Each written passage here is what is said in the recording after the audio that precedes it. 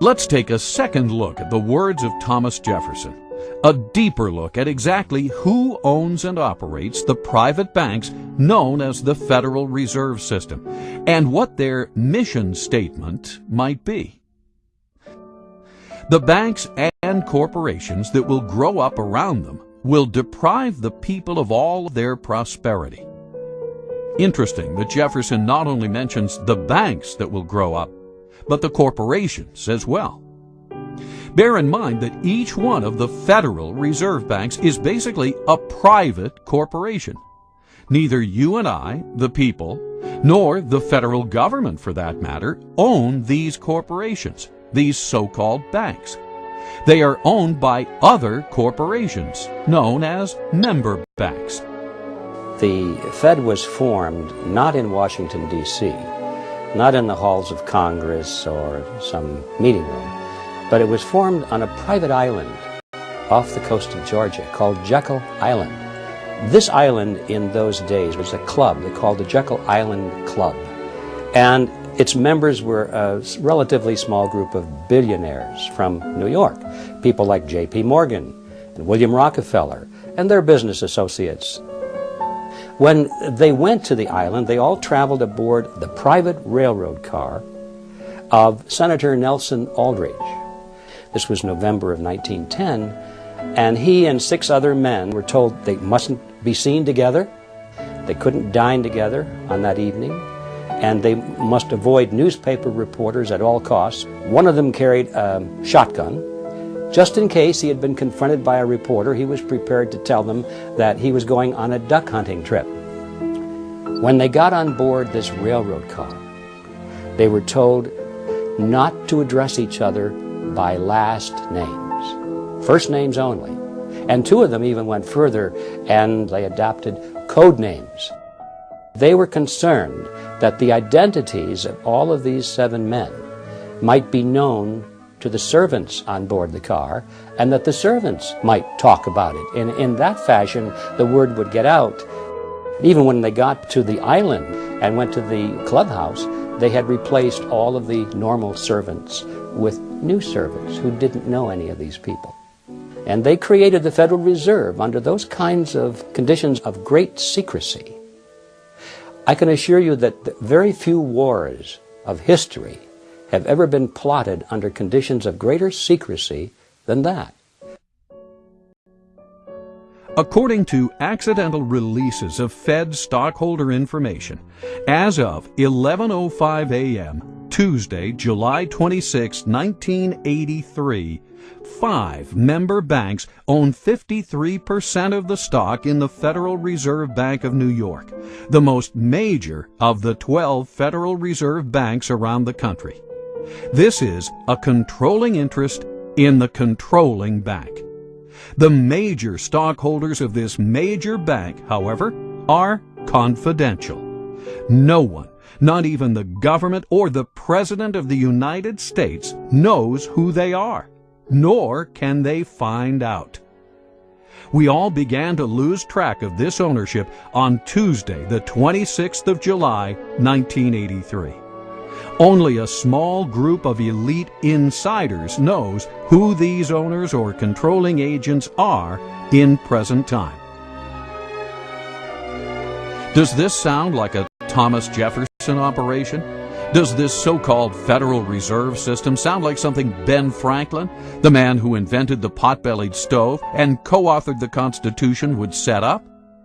Or does this system sound more like something George Orwell would write about in his nightmare book, 1984? Again, G. Edward Griffin. In those days, there was a great deal of concern among the American people about the concentration of financial power in the hands of a few very wealthy and powerful financial interests in Wall Street. They called this the money trust. And the cry in those days was to break the grip of the money trust. And one of the primary purposes of the Federal Reserve Act, as it was promoted to the American people, was just that, to break the grip of the money trust. Borrow some more. Borrow enough to pay back the original loan plus a little bit more to keep them in office. So this process goes on and on and on, and that's why we have the national debt growing and growing and growing. The Federal Reserve enters the picture at this stage because, you see, they can never borrow enough from the private sector. There's never enough existing money out there for the politicians to borrow. So what do? They go to the Federal Reserve System, and by agreement, remember this is their partner now, the Federal Reserve System agrees literally to create the money that they're going to lend to the government. It's not really a lending at all, as you can see, but they use the old traditional words of lending it to the government, when in fact all they're doing is just printing it for the government. They're creating it for the government, and then they call it a loan. Of course, they don't print it all because most of it's checkbook money, but nevertheless, the process is the same as if they had just turned on the printing presses and printed all this money and gave it to the federal government. So now, once the Federal Reserve System creates this money out of nothing, literally, it's fresh money into the society, into the economy, and that's how the money supply keeps growing and growing and growing. What about the banking partner? What's in it for them? I come in and I give the bank, say, 100 ounces of gold, and the bank offers me some interest payment on that. They're going to pay me 3% interest. And they're going to take that 100 ounces of gold and they're going to lend it out at 5%. That's how they make their money, the 2% spread. Okay? Now that's fine so far, because I know that gold is in there, it's being loaned out, and someday down I'm getting 2% interest, and someday I can ask for that principal back. It might be 6 months, it might be a year, whatever it is. Where the trick comes into this is the bank says, not only are we going to lend that money out, but we're going to allow you, Mr. Depositor, to draw on that money right now. All right? Which means that they can't possibly be saying that I can draw 100% of that deposit when they've also loaned out 100% of that deposit. Now, maybe they don't loan out 100%, maybe they don't loan out 90% or 80%, but whatever it is. And that's the fractional reserve concept. They don't have enough reserves to pay out all of these obligations that they've made, especially with respect to paper currency, because usually that's the way it worked. Now, why do they do this? Well, they do this because they make money. Right? If I can loan out essentially more than I have in my reserves, by that difference I'm increasing interest payments.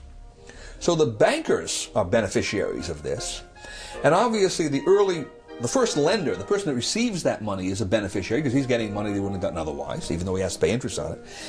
But then what happens down the line? This is the fascinating part about it. The market has set prices and wages on the basis of what it believes is the total amount of money that's in circulation. Along come the banks and they start generating new money that the market doesn't know about. He finds out about it because the money goes into circulation. So I'm the first user of this money. I've just received the loan from the bank. I'm going to go out and buy cement with it. And when I buy cement with it, cement is at the original market price. Now, as that money starts percolating into society, the market realizes there's more money than there was before. More money chasing the same amount of goods means the prices of goods go up, right? So eventually, somewhere down the line, that same cement that I just bought for $5 a pound is going to cost someone else $6 a pound. Now, if he buys that cement at $6 a pound before his income has increased commensurately, what's happening to his real wealth? He's losing real wealth, right? His costs have gone up, his income stays the same, his real wealth is decreased. Whose real wealth has increased in this transaction? Mine and the bank's, because we got the full value of the money right at the beginning. So this system transfers wealth. Somehow, you can't exactly follow it, but the principle is there. It transfers wealth from society to the creators of money.